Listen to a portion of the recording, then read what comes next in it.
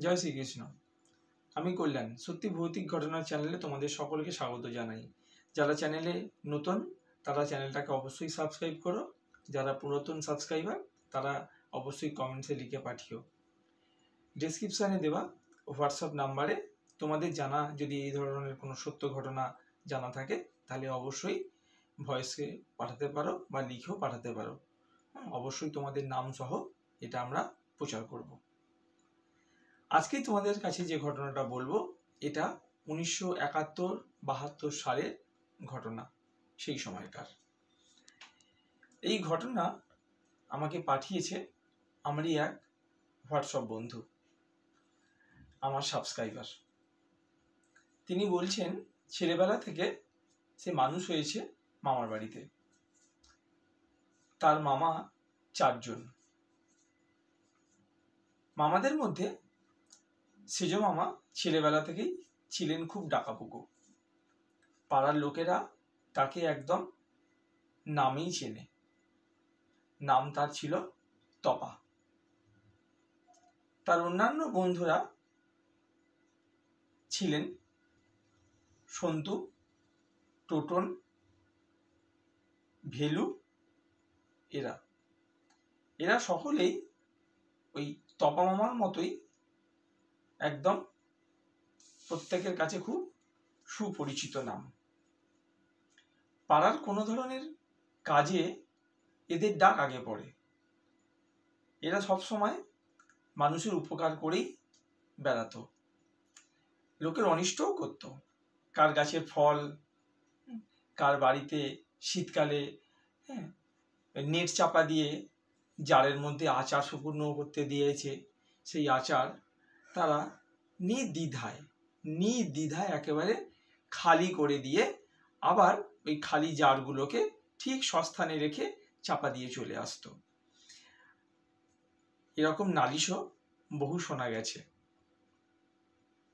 যাই হোক, সামনে পুজো এসে গেছে, শীতের শেষ ভাগ, পলাশ পিয়ার আরাধনা। তাকে তো পুজো করতে হবে, তাকে আরাধনা করতে হবে। তাই সেই তপা মামা আর তার 3-4 জন বন্ধু সকলে মিলে ঠিক করলো একটা প্যান্ডেল তো বানাতেই হবে। বাঁশ, বেকারি ইত্যাদি জোগাড় করে যে কোনোভাবে একটা প্যান্ডেল তৈরি করা হলো।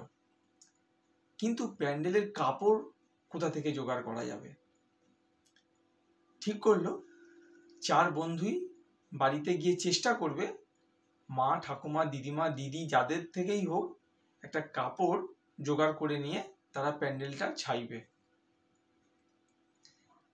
ভাবা যা কাজও তাই। পরের দিনকেই এরম 2-3টে শাড়ি চলে আসলো। তাদের মধ্যে বাছাই করে প্যান্ডেলের সব থেকে ভালো কাপড়টা দিয়েই তারা ওই কাঁটা পেরেক সহকারে তারা প্যান্ডেলটি তৈরি করে নিল। আর চারিপাশটা অন্যান্য শাড়ি কাপড় দিয়ে একটা সুন্দরভাবে ঘিরে নিল, যাতে দেখতে সুন্দর লাগে। পুজো এসে গেছে, সরস্বতী পুজো। পাড়া থেকে চাঁদা তুলতে হবে। লোকের বাড়ি বাড়িতে গিয়ে 1 টাকা, 2 টাকা, 50 পয়সা যে যা দিচ্ছে সেটাই তারা জোগাড় করে নিচ্ছে। বেশি বাড়িতেই চাঁদা তুলতে গেলে গুরুজনেরা আগেই জিজ্ঞাসা করে, সরস্বতী বানানটা আগে ভালো করে বল, বলতে পারলে চাঁদা পাবি। একবার ইংরেজিতে আর একবার বাংলায়, এই রকম 2 রকম ভাবেই তখন কিন্তু সরস্বতী বানানটা জিজ্ঞাসা করা হতো। ভুল হোক কিংবা ঠিক হোক, এই ভয়েতে তারা সবাই মিলে বারবার প্র্যাকটিস করত। ইংরেজিতেও করত, বাংলাতেও করত, যাতে চাঁদা তুলতে গিয়ে ভয়ে ভুলটা না হয়ে যায়।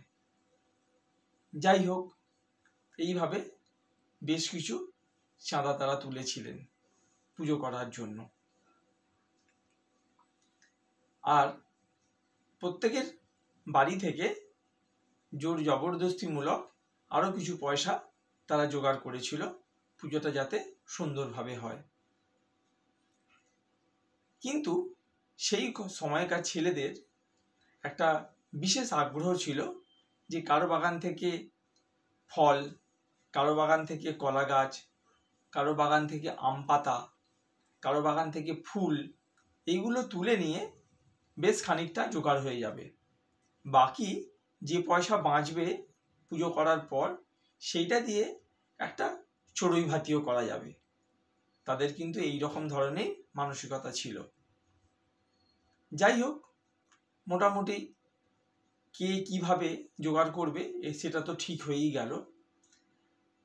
কিন্তু যেখানে পুজো হবে ঠাকুর মন্দির, সেই মন্দিরের দুপাশে দুটো ঘট আর তাতে কলা গাছ দিতে হবে। সুতরাং কেনার দরকার নেই, কারো বাগান থেকে গিয়ে জোগাড় করে নেওয়া যাবে। এই ভেবে সেই তপা মামা এবং তার 3-4 বন্ধু মিলে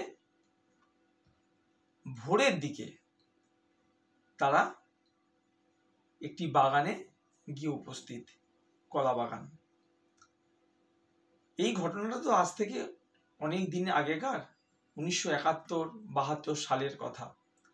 তখন এত ফ্ল্যাটও ছিল না, এত বাড়িঘরদরও ছিল না, জলা জমি বাগান প্রচুর পরিমাণে ছিল।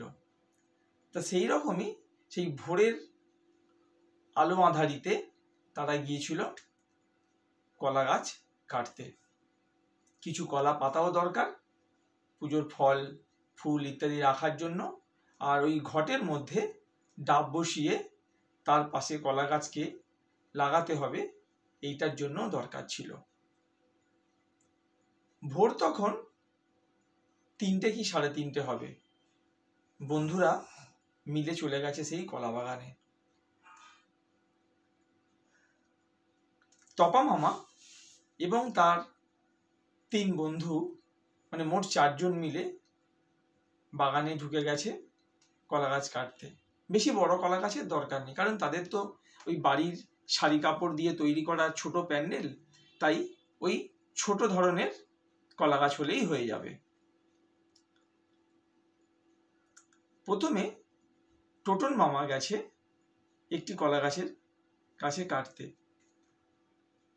জাস্ট দাটা যখন বার করেছে, মানে কাটারিটা যখন বার করেছে কলা গাছটা কাটার জন্য, দেখছে যে কলা গাছের ধারে একজন দাঁড়িয়ে রয়েছে, শাড়ি কাপড় পরে, সাদা লাল পাড় শাড়ি। সঙ্গে সঙ্গে ভয়ে আতঙ্কে সে আর কাটেনি, সে সঙ্গে সঙ্গে ওখান থেকে ঠিকরে সরে আসে। পরে সে এই কথাটা তার যখন বন্ধু টোটনকে বলে, টোটন মামাকে বলে, সে তখন আবার চিৎকার করে ওঠে, কি বললি রে, এখানে কি একজন শাড়ি কাপড় পরে দাঁড়িয়ে আছে, চল তো দেখি। বলে সেও যখন পাশে গেছে কাউকেই দেখতে পাচ্ছে না। পরে ওই গাছটা না কেটে পাশে আর একটা ছোট গাছকে আঘাত করতে যাবে, যেই সেখানেও কিন্তু এই একই অবস্থা। সেখানেও দেখছে সেই লাল পাড় শাড়ি পরে একজন দাঁড়িয়ে আছে, কিন্তু যেই ওই কলা গাছটাকে কাটার জন্য দাটা বার করেছে, কিন্তু সেখান থেকে মিলিয়ে গেল সেই মূর্তিটা। কলা গাছটাকে কাটা হলো। এইরকম ভাবে দুটো কলা গাছকে এই 4 বন্ধু মিলে কাটলো। কেটে তারা নিজেদের কাঁধে তুলে নিয়ে আসছে বাগান থেকে বেরিয়ে। কিন্তু মানে এক বিস্ময়কর ব্যাপার, কলা গাছটা তারা যে তাদের কাঁধের মধ্যে নিয়ে আসছে, দুটো কলা গাছকে একসাথে নিয়ে, দেখছে কলা গাছের রসের বদলে কলা গাছের যে কাটা অংশ থেকে টপ টপ করে রক্ত পড়ছে। তপা মামা গায়ে যে জামাটা ছিল, সেই জামাটা বেয়ে ওই রক্ত টপ টপ করে যেন পড়ে ভিজে যাচ্ছে। সঙ্গে সঙ্গে সে চিৎকার করে উঠছে, এই গায়ে রক্ত রক্ত পড়ছে, কেন হালকা আলো আঁধারিতে বোঝা যাচ্ছে যে একটা যেন সেই রক্তের মতো রং। কি বলছিস? যখনই তাকিয়ে যখন কলা গাছটাকে যখন নামিয়ে দেখছে যে রক্ত, বাকি তিনজন বন্ধু মিলে যখন সেটাকে দেখার চেষ্টা করছে, দেখছে না, কিছু তো নেই, রক্ত তো নেই, গাছের একটা আঠা, মানে গাছটা কাটার পর যে কাঁচা যে রস, সেই একটা আঠা আঠা মতো লাগছে, রক্ত তো না। এটা মনের ভুল বলে তারা আবার কাঁধে নিয়ে বাগানটাকে পার হবার চেষ্টা করছে, কিন্তু না, সত্যি আবার যেন মনে হচ্ছে যেন আবার রক্ত পড়ছে। এবার তো তারা কলা গাছটাকে কাঁধ থেকে নামিয়ে নিচে ফেলেই দিয়েছে। তখন আলো আস্তে আস্তে কিন্তু ফুটে উঠছে। সত্যি গায়ে যখন তারা জামাটা দেখছে না, কিন্তু হালকা হালকা ভিজে ভিজে রসে ভিজে, কিন্তু রক্ত তো কি নেই। তাহলে এইরকমটা মনে হচ্ছে কেন?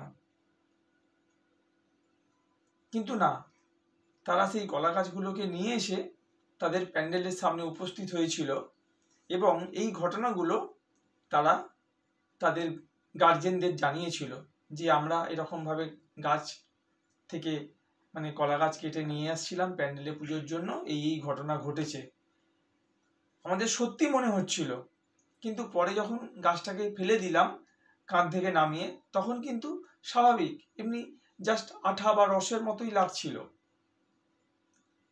তখন সেই গার্জেনরা তাদেরকে বলেছিল, তোরা যে বাগানে গাছ কাটতে গেছলি, ওই বাগানে এক সময় কিন্তু বহু মানুষকে খুন খারাপি করা হয়েছিল। কারণ 1971-72 সালে তখন একটা দুর্বিষহ অবস্থা ছিল। সেই সময় এই ধরনের কাজ প্রচুর হতো এবং ওই সমস্ত বাগানে এই সমস্ত মানুষদের কেটে কুঁচিয়ে রেখে দেওয়া হতো। তাদেরই হয়তো কোনো অতৃপ্ত আত্মা হয়তো এরমভাবে হতে পারে। তাই এটা অবিশ্বাসের কিছু ব্যাপার নেই। বাড়ির গার্জেনরা এবং পাড়ার যারা গার্জেন তারা কিন্তু সেই ঘটনাটা তারা বিশ্বাস করেছিল। এরপর থেকে তপা মামারা যখন পরবর্তী বছর থেকে পুজো করেছিল, তারা কোনোদিন আর ওই গাছ থেকে কলা গাছ তারা কাটতে যায়নি। তারা কিন্তু বাজার থেকে কিনে নিয়ে এসেই পুজো করত। দেখো, ঘটনাটা কিন্তু সত্য, কিন্তু মনে হচ্ছে যেন এটা কি সম্ভব? তোমরা হয়তো ভাবতে পারো এটা মনের ভুলও হতে পারে তাদের, কিন্তু ভুল হলে একজনের হবে, চারজনের কি একসাথে সমান ভুল হতে পারে? তাই বিশ্বাস করা বা না করা সবটাই আমাদের নিজেদের ওপর নির্ভর করছে। যদি বিশ্বাস করি তাহলে সত্য, যদি অবিশ্বাস করি তাহলে অসত্য। যাই হোক, যদি ঘটনা ভালো লেগে থাকে এবং তোমাদেরও যদি জানা এই ধরনের কোনো ঘটনা, সত্য ঘটনা থেকে থাকে, তোমরা কিন্তু অবশ্যই পাঠিও। তোমাদের নাম সহই এটাকে আমরা প্রচার করব। তোমাদের জন্য আরেকটি ভালো সুখবর আছে, সেটাও শুনে রাখো। তোমরা যারা ট্রেডিং নিয়ে কাজ করছো বা কাজ করতে ইচ্ছুক আছো, সাইড ইনকাম বাবদ যারা কিছু রোজগার করতে চাও, তারা যদি ইচ্ছা করো তাহলে তোমরা কিন্তু অবশ্যই অ্যাঞ্জেল ব্রোকিংয়ের ডিম্যাট অ্যাকাউন্ট খুলতে পারো এবং নিচে কমেন্টসে দেওয়া আমার যে লিঙ্ক আছে সেটা ক্লিক করে তুমি জানাতে পারো। তাহলে আমার অন্য যে লিঙ্ক আছে সেই লিঙ্কে তোমাদের সরাসরি আমি অ্যাড করে নেব, তোমার অ্যাকাউন্ট ওপেন হয়ে যাবে। সঙ্গে থেকো, আগামী এপিসোডে তোমাদের কাছে আরও একটি এইরকম সত্য ঘটনা নিয়ে আসছি।